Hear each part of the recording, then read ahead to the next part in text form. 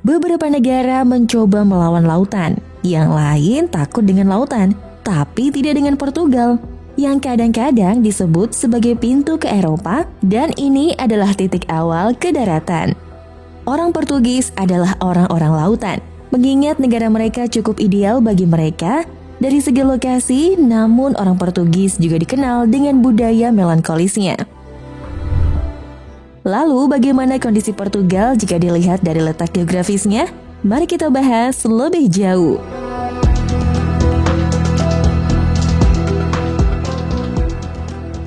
Portugal negara berbentuk persegi panjang yang terletak di ujung semenanjung Iberia, yang dikelilingi oleh Spanyol di ketiga sisinya, serta dua pulau wilayah otonom di Atlantik, yaitu Azores dan Madeira. Mereka memiliki titik paling barat dari benua Eropa, Cabo da Roca, dan titik paling barat dari wilayah kekuasaan Eropa, Pulau Santa Cruz das Flores. Portugal memiliki salah satu perbatasan tertua di Eropa dan salah satu yang tertua di dunia.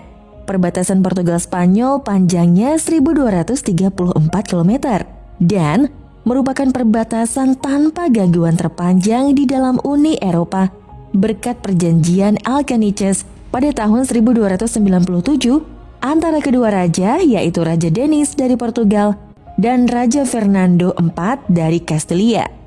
Spanyol dan Portugis biasanya memiliki hubungan baik sehubungan dengan negara mereka. Satu-satunya perselisihan yang mereka alami adalah mengenai kota Olivença. Dan ini bukanlah perselisihan resmi, tetapi kebanyakan orang Portugis percaya bahwa itu mungkin harus menjadi milik mereka karena sejarah atau sesuatu. Bahkan ada tempat di mana kita dapat melakukan zipline atau luncur gantung melintasi sungai ini, Guadiana dari Portugal ke Spanyol, dalam perjalanan 1 jam ke depan karena untuk beberapa alasan seperti kesehatan masyarakat. Portugal memutuskan mengikuti zona UTC plus 1, bukan plus 2 seperti Spanyol. Yang berarti bahwa meskipun Galicia berada di garis bujur yang sama, mereka 1 jam lebih cepat. Negara ini dibagi menjadi 18 distrik dan 2 daerah otonom yang diberikan kepada Pulau Azores dan Madeira. Peningkatan besar pada zona ekonomi eksklusif Portugal seluas lebih dari 1,7 juta kilometer persegi menjadikannya zona ekonomi eksklusif terbesar kelima di benua Eropa, ketiga di Uni Eropa, dan ke-20 di dunia. Portugal ibu kotanya di Lisboa, juga disebut Lisbon, dan tentu saja terdapat bandara terbesar internasional Lisbon serta pelabuhan Lisbon. Namun, munisipalitas paling urban dan terkaya adalah Sintra. Kota terbesar kedua Porto, diikuti oleh Vila Nova de Gaia. Namun, Porto sebenarnya memegang bandara tersibuk kedua, dan Faro di selatan melengkapi tempat ketiga untuk bandara tersibuk di Portugal. Juga perlu diingat terdapat juga Kepulauan Savage atau Selvagens yang tak berpenghuni milik Portugal, dikenal sebagai pulau-pulau liar lebih dekat Kepulauan Kanari di Spanyol, dan merupakan bagian paling selatan dari wilayah kekuasaan Portugal. Salah satunya di sini, Potinha sebenarnya adalah negara mikro yang memproklamirkan diri pada tahun 2007, yang didirikan Pangeran Renato de Barros, seorang guru seni. Perlu diingat, wilayah luar negeri ini, selain Kepulauan Kanari dan Tanjung Verde, adalah bagian dari wilayah samudra yang lebih besar yang dikenal sebagai Makaronesia. Dan jangan bingung dengan Mikronesia yang berada di belahan bumi lain. Mereka memiliki bagian terbesar dari pantai Atlantik di semenanjung Iberia. Inilah yang memungkinkan mereka menjadi yang terdepan era penemuan di Eropa. Pada tahun ekspedisi, sebagian besar penjelajah pertama dan terkenal seperti Fernando de Magalhães dan Vasco da Gama, mereka berasal dari Portugal. Penting untuk dicatat bahwa secara historis, Portugis bukan hanya orang pertama yang memulai era ekspedisi dengan penemuan pertama di Azores dan Pulau Madeira. Namun mereka juga memiliki kerajaan yang luas yang pernah berkembang di 5 benua, mulai dari timur-timur hingga Brazil dan segala sesuatunya. Kecuali Brazil, Angola, dan Mozambik, Portugis sebenarnya hanya memiliki banyak pelabuhan dan koloni pesisir yang tidak merambah jauh ke daratan dengan daratan penghubungnya. Kecintaan mereka terhadap lautan akhirnya mengurangi sebagian besar klaim tanah mereka, dan sebagian besar pelabuhan telah diperebutkan dan hilang atau dijual kepada kekuatan kolonial lainnya pada abad ke-18 dan ke-19. Namun di luar negara-negara berbahasa Portugis yang berdaulat, saat ini kita bisa melihat sisa-sisa kecil pengaruh Portugis di tempat-tempat seperti wilayah otonom khusus Tiongkok, Makau, dengan jalan-jalan bernama Portugis dan gereja-gereja serta budaya daerah seperti Goa serta Daman dan Diu di India. Ada beberapa tempat menarik yang disarankan oleh orang-orang Portugis. Ada 17 situs warisan UNESCO, banyak diantaranya adalah biara atau gereja terkenal atau tempat suci, Istana Nasional Sintra, dan Istana Quinta da Regaleira. Kastil Guimarães Puri abad pertengahan, Ericeira sebuah paroki sipil, dan komunitas tepi laut di pantai barat Portugal yang dianggap sebagai ibu kota selancar di Eropa. Kota Porto dengan pesona arsitektur kuno, dengan ubin-ubin yang disat indah dengan museum dan gudang anggur port, toko buku Livraria Lelo yang merupakan tertua di Portugal dan sering masuk ke dalam daftar toko buku terbaik di dunia. Porto McDonald salah satu restoran terindah di dunia yang diresmikan tahun 1995. Desa Monsanto dengan rumah-rumah yang terletak di antara di atas dan di bawah batu-batu besar dengan pesona desa klasik Portugis. Kastil Óbidos yang dibangun pada abad pertengahan, Stonehenge di kota Évora, situs batu nisan dan berbagai batu menhir. Situs seni cadas prasejarah di Lembah Koa dan Siga Verde warisan dunia lintas batas organisasi pendidikan, ilmu pengetahuan, dan kebudayaan PBB. Terdapat juga jembatan internasional terpendek di dunia yang panjangnya hanya 3,2 meter melintasi perbatasan antara Portugal dan Spanyol. Cemiteiro da Ancoras atau pemakaman jangkar situs arkeologi bawah laut yang terletak di Teluk Angra, Monte Penedono Dolmen, situs pemakaman di Visu, dan semua pantai-pantai yang ada di Pulau Madeira.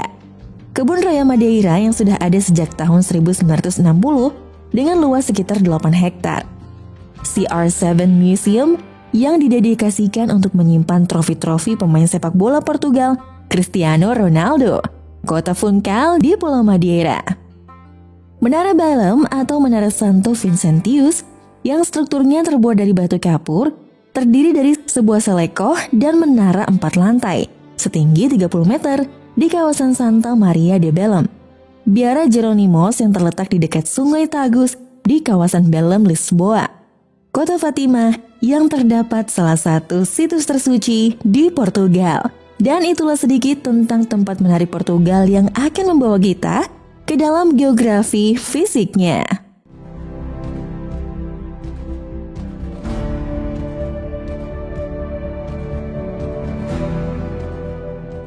Komposisi daratan Portugal tentu saja terdiri dari 2 bagian utama yang jatuh di bawah kedaulatan Portugis, daratan Portugis di semenanjung Iberia, dan 2 wilayah Kepulauan Azores dan Kepulauan Madeira. Bagian benua Portugal terletak di lempeng Eurasia, dekat dengan konvergensi lempeng Afrika. Para ahli geologi berspekulasi bahwa mungkin terdapat sebuah lempeng Eurasia baru. Keretakan yang muncul yang dapat menjelaskan beberapa aktivitas seismik, seperti gempa bumi besar di Lisbon tahun 1755 yang hampir menghancurkan seluruh kota.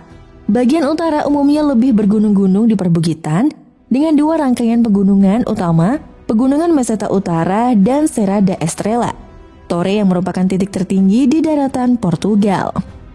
Namun jika kita berbicara tentang titik tertinggi di seluruh negara yang sebenarnya, milik Gunung Pico di Kepulauan Azores dengan ketinggian 2.351 meter, salah satu gunung tertinggi di wilayah Samudra Atlantik. Meskipun negara ini dibentuk oleh 3 sungai utama, Douro sungai terpanjang di utara Portugal, Tagus sungai di tengah, dan Guadiana di selatan yang mengalir ke reservoir terbesar di negara ini, yaitu Alqueva. Di selatan negara yang dikenal sebagai Meseta Selatan, umumnya lebih datar dan subur, dengan cekungan Sado yang dialiri oleh Sungai Sado. Kepulauan Azores dan Madeira adalah kepulauan vulkanik yang umumnya subur dan hijau, serta sejuk hingga hangat sepanjang tahun. Madeira sebenarnya memiliki zona alam UNESCO, hutan Laurisilva di sisi utara. Azores letaknya agak berbahaya, tepat di persimpangan 3 lempeng tektonik besar Amerika Utara, Eurasia, dan Afrika. Pulau paling barat Corvo dan Flores sebenarnya terletak di lempeng Amerika Utara. Pulau ini adalah pulau hijau yang indah yang sebenarnya semacam menyerupai pedesaan Irlandia dengan lahan pertanian tersebar di mana-mana. Rangkaian pulau ini juga merupakan satu-satunya bagian di Eropa di mana teh dapat dibudidayakan secara alami. Orang Portugis ahli membuat apapun dari pohon. Karena lebih dari sepertiga dari negara ini, sebagian besar berhutan dengan pohon oak, Pinus eucalyptus. Perusahaan-perusahaan Portugis seperti perusahaan navigator terkenal di dunia karena produk kertasnya dan Amorim adalah produsen gabus terbesar dengan kualitas di dunia, menjadi nomor 1 dalam produksi gabus. Secara umum, kita akan melihat banyak sekali barang dari Portugal yang terbuat dari gabus seperti tas, dompet, sepatu, buku catatan, semuanya terbungkus dari gabus. Mereka menyukai anggur dengan anggur port, Vinho Verde atau anggur hijau, dan Ponca anggur tradisional khas Madeira. Portugal juga merupakan rumah bagi banyak spesies hewan, dan dalam masyarakat kontinental kita akan menemukan mamalia seperti babi hutan liar, kambing, kelinci, rubah, dan hewan nasional tidak resmi atau setidaknya simbol nasional yang umum secara teknis adalah Galo de Barcelos, ayam jago atau ayam jago Portugis yang merupakan mitos legendaris.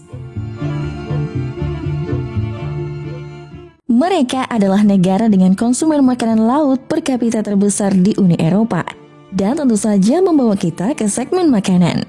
Oke. Yang cukup terkenal dari hidangan menurut geografi Portugis seperti sup nasional paling ikonik, sup caldo verde. Francesinha, hidangan roti lapis yang berasal dari Porto. Bifana sandwich klasik Portugis. Pastel de nata, kue telur khas Portugis. Dan akhirnya dengan seafood. Mereka memiliki segalanya mulai dari kepiting, sotong, udang lobster, kerang tiram, gurita, dan masih banyak lagi makanan laut yang dapat kita temui di sini. Ada juga samosa dan mungkin ini adalah salah satu makanan yang paling banyak memiliki sejarah perjalanan mulai dari Mesir, lalu ke Cina hingga ke India. Tempura juga memiliki perjalanan sejarah panjang mulai dari makanan Portugal menjadi kuliner khas Jepang. Resep yang dibawa orang Eropa ketika menginjakan kaki pertama kali di Jepang. Tentu saja hidangan pendukung yang paling populer sering dilihat sebagai hidangan nasional adalah bacalhau, yang merupakan ikan kod asin yang sengaja diawetkan dan direndam sebelum dimasak. Dan ini makanan favorit Cristiano Ronaldo. Menariknya, hidangan nasional ini bahkan tidak benar-benar ditemukan secara alami di negara mereka sendiri. Ikan kod tidak umum ditangkap di lepas pantai Portugal, sehingga mereka harus mengimpornya dan biasanya dari Laut Utara. Oke, sekarang mari kita lihat demografinya ya. Bagaimanapun negara ini berpenduduk sekitar 10,4 juta orang dan mereka adalah salah satu populasi lansia terbanyak di dunia dengan 23,7% dari populasi dan memiliki tingkat emigrasi tertinggi di Uni Eropa dengan lebih dari 1,7 juta warga Portugal lahir di negara asing. Faktanya, Portugal adalah salah satu negara dengan etnis paling homogen di dunia. Namun jumlah pastinya tidak selalu lengkap dan dapat diandalkan, tetapi banyak sumber rata-rata melaporkan bahwa sekitar 90 hingga 95% populasi mengidentifikasi diri sebagai orang Portugis. Tetapi istilah tersebut sangat luas karena ada banyak tipe orang Portugis yang terlihat sangat berbeda dari yang lain. Beberapa di antaranya berambut pirang dan bermata biru, ada pula yang berkulit sawo matang, zaitun, dan berambut coklat. Bagaimanapun juga orang Portugis, sisanya dari 5 hingga 10% penduduknya berasal dari seluruh dunia. Sebagian besar berasal dari Eropa, dan negara-negara bekas jajahan seperti Brazil, Angola, Mozambik, dan bahkan sebagian kecil minoritas Asia, serta sebagian besar Makau, Cina, dan India dari Goa, Daman, dan Diu. Portugal menggunakan euro sebagai mata uang mereka, dan mereka mengemudi di sisi kanan jalan. Sudah pasti di Portugal bahasa resminya adalah bahasa Portugis. Bahasa Roman berbasis Latin itu sebenarnya terkait dengan bahasa Galicia dan Spanyol Utara. Dan biasanya keduanya dapat saling memahami satu sama lain. Dan anehnya orang-orang Galicia dan Portugis Utara memiliki akar Celtic. Dan ini sudah dibahas di episode Spanyol di video sebelumnya. Kalau kamu belum nonton, aku kasih linknya di deskripsi ya. Atau klik di tombol kanan atas video ini. Dengan lebih dari 280 juta penutur asli Portugis, adalah salah satu bahasa yang dituturkan secara luas di dunia. Bahasa Portugis menjadi bahasa yang paling banyak digunakan di Amerika Selatan. Karena Brazil dengan 200 juta penduduknya membentuk sekitar 51% dari seluruh populasi Amerika Selatan. Tetapi bagaimanapun juga Portugal secara teknis juga memiliki bahasa kedua. Bahasa resmi yang jarang digunakan, Miranda atau Mirandis, yang hanya dituturkan oleh sekitar 15.000 orang di 2 kota di wilayah timur laut. Bahasa Portugis adalah bahasa Latin yang paling sulit bagi saya pribadi, lebih sulit dari bahasa Inggris. Orang Portugis seperti yang aku sebutkan memiliki banyak sejarah kelautan dan akar Katolik. Sekitar lebih dari 80% negara mengidentifikasi ke berbagai tingkat ketaatan sebagai Katolik Roma, dan sisanya dibagi berbagai agama lainnya. Portugis tidak terlalu cepat menyadari bahwa mereka memang memulai perdagangan budak di Atlantik. Meskipun perlu diingat bahwa perdagangan budak di Afrika Timur sebenarnya sudah dimulai berabad-abad yang lalu oleh orang-orang Arab di Samudra Hindia yang berpindah dari kebudayaan Portugis dalam banyak bentuk tradisi dan adat istiadat budaya yang menarik. Depressa e bem, não há quem. Which means like you can't do something well if you do it too fast. Like no one does something well if they do it like in a hurry, in a rush. Okay, yeah, very good. Okay. Yeah. Well, thank you. Portugal saat ini adalah negara yang sangat berbeda, tetapi jika kita lihat lebih dekat, kita dapat melihat lapisan pengaruh dari kelompok-kelompok seperti Fenisia, Celtic, Germanic, Visigoth, Viking, Sephardic, Yahudi, orang-orang Moor, dan bahkan Viking.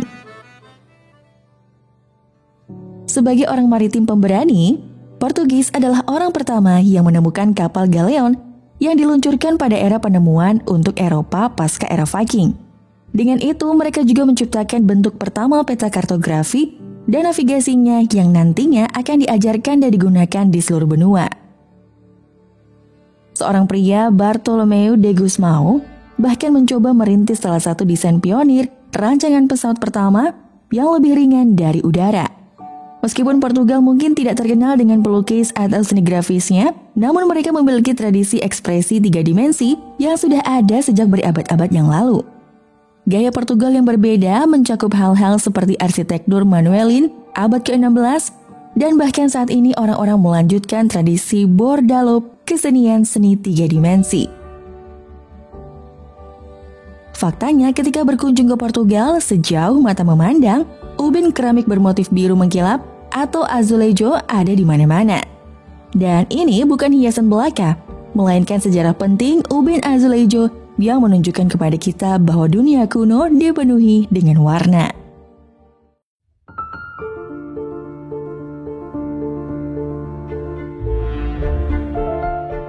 Orang Portugis memiliki olahraga yang unik seperti cinquilho. Namun tidak ada yang mengejutkan selain sepak bola, karena ini adalah olahraga paling populer dengan klub tertua mereka Academia de Coimbra sejak tahun 1876. Tim nasional mereka secara konsisten menduduki peringkat tinggi di klasemen FIFA. Kita semua tahu, Ronaldo adalah wajah sepak bola Portugal yang paling terkenal saat ini, memiliki banyak patung dirinya sendiri. Eusebio da Silva Ferreira yang legendaris dianggap sebagai salah satu ikon sepak bola terhebat sepanjang masa.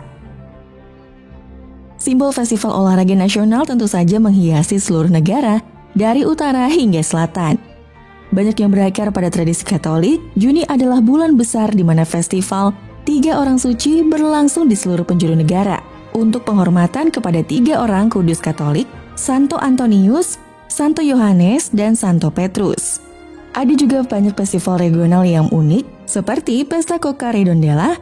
Asal-usul perayaan ini terletak pada legenda mitologi Coca, di mana mereka melakukan pertunjukan membunuh naga. Karnaval Lazarim yang berlangsung selama 3-4 hari, satu-satunya tempat di mana ritual Celtic bisa dilihat. Pada malam hari, perayaannya biasanya diisi dengan musik.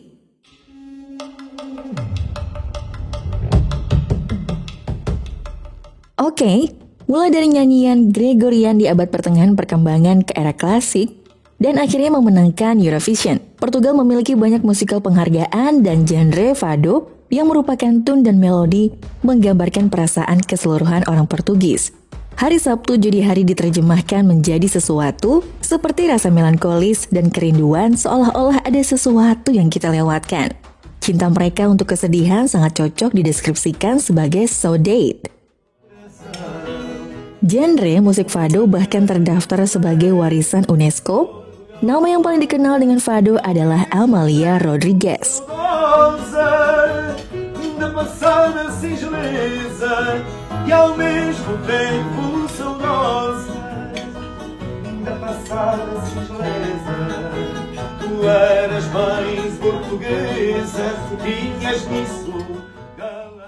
Orang Portugis memiliki versi gitar, akordeon, bahkan bagpipe mereka sendiri. Ukulele dari Hawaii sebenarnya diperkenalkan dari para migran Portugis yang kebanyakan dari Kepulauan Azores dan Madeira. Dunia musik Portugis memiliki segalanya mulai dari hip-hop, rock, pop, metal, dan Moonspell menjadi salah satu band metal yang lebih populer dari Portugal. Portugal memiliki sejarah yang sangat padat, tapi aku akan menjelaskan secara singkat. Mulai dari proto-budaya Iberia, migrasi Indo-Eropa zaman perunggu Atlantik, Lisbon, didirikan bangsa Fenisia, Proto-Celtic, Roma datang dalam kekristenan menganiaya orang Kristen, Visigoth, Vandals, bangsa Moor, tahun-tahun Muslim, Viking datang sebentar dari bagian utara, kemudian berperang mereka mendapatkan raja pertama Portugal 1139 Afonso pertama. Kepulauan Madeira yang tidak berpenghuni dan Kepulauan Azores ditemukan. Zaman penjelajahan dimulai, koloni perdagangan budak Atlantik, mendirikan koloni, Inkuisisi Portugis, gempa bumi besar tahun 1755, tahun Napoleon, tahun konstitusi pertama 1822, raja terakhir Manuel II digulingkan, revolusi Republikan berhasil mengambil alih Portugal. Perang Dunia I bergabung dengan pasukan sekutu, Salazar memulai pemerintahannya. Perang Dunia Kedua Portugis bersikap netral, perang kolonial Portugis bagian dari Perang Dingin dan dekolonisasi Afrika. Berlanjut koloni memperoleh kemerdekaan, tetapi Timur Timur masih ditahan hampir 450 tahun dijajah. Pada tahun 1975, sejumlah tokoh Timur Portugis meminta bantuan pemerintah Indonesia untuk pemulihan keamanan dan ketertiban di wilayahnya. Timur Timur mulai diintegrasikan ke dalam wilayah Republik Indonesia dan diresmikan sebagai Provinsi ke-27 Republik Indonesia pada tanggal 17 Juli 1976. Konstitusi baru Portugal pada tahun 1976, Portugal bergabung dengan Uni Eropa pada tahun 1986 dan merupakan salah satu negara pertama yang mengadopsi Euro pada tanggal 1 Januari 1999. Dan disinilah daftar beberapa orang terkemuka dari Portugal atau keturunan Portugis. Seorang pangeran dari Portugal, Henrik sang navigator, Bartolomeus Dias, penjelajah Portugis yang berlayar mengelilingi dunia hingga ke ujung selatan dari Afrika.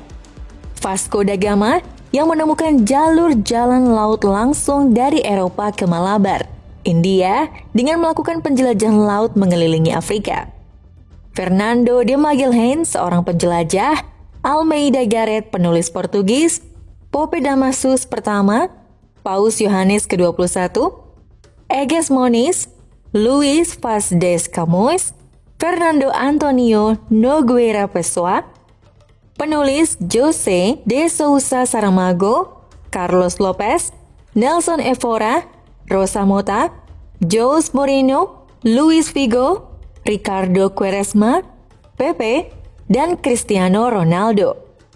Beberapa selebriti Amerika dan Kanada yang memiliki keturunan Portugis termasuk Nelly Furtado, Shawn Mendes, James Garland Quentel, seorang animator, Tom Hanks, aktor dan pembuat film Amerika Serikat.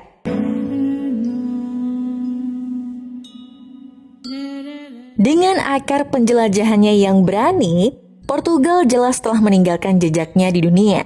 Dan dengan itu kita akan melihat bagaimana jejak tersebut berdampak pada hubungan mereka dengan orang lain di seluruh dunia. Portugal adalah salah satu negara terkecil yang meninggalkan warisan terbesar. Mereka memiliki aliansi resmi terpanjang antara dua negara di dunia, dengan Inggris yang dibentuk pada tahun 1373. Mereka telah bekerja sama dengan Inggris sejak lama dan telah mengembangkan berbagai kebijakan bilateral dan kesepakatan dagang. Singkat cerita, Portugis memperkenalkan teh ke Inggris dan Inggris membantu mereka mendapatkan kod.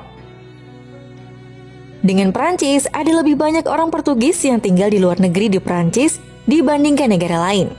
Sekitar 2 juta orang Portugis menyukai orang Prancis. Mereka menikmati budaya dan pesona laissez-faire yang telah berintegrasi dengan sangat baik ke dalam masyarakat Prancis.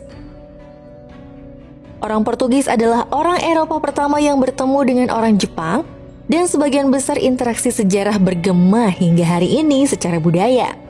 Mereka mendirikan kota pelabuhan Nagasaki, dan bahkan kata arigato berasal dari kata Portugis, obrigado. Bahkan ketika Jepang terisolasi, mereka berdagang dengan orang Jepang berabad-abad hanya dengan bangsa Portugis. Meskipun terjadi kekacauan pada tahun 60-an dan 70-an, mereka masih memiliki hubungan dekat dengan bekas jajahan mereka, terutama Brazil, Angola, dan Mozambik. Banyak dari orang-orang ini baru-baru ini pindah dalam gelombang migrasi yang terpisah, dan hari ini kita dapat melihat banyak di antaranya di kota-kota besar seperti Lisbon dan Porto.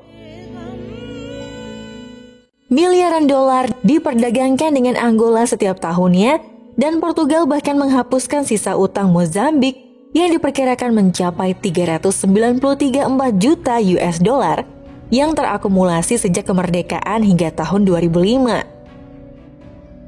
Brazil adalah warisan terbesar mereka. Saat ini dialek Portugis Brazil lebih banyak diajarkan dan didistribusikan di media daripada bahasa Portugis asli. Dan bahkan setelah kemerdekaan, keduanya telah berbagi ikatan keluarga istimewa yang akan selalu memiliki dukungan tinggi terhadap satu sama lain. Jika berbicara sahabat terbaik, sebagian besar orang Portugis mungkin enggan mengakuinya. Tetapi mereka pada akhirnya akan selalu berjalan berdampingan dengan teman tertua mereka, Spanyol.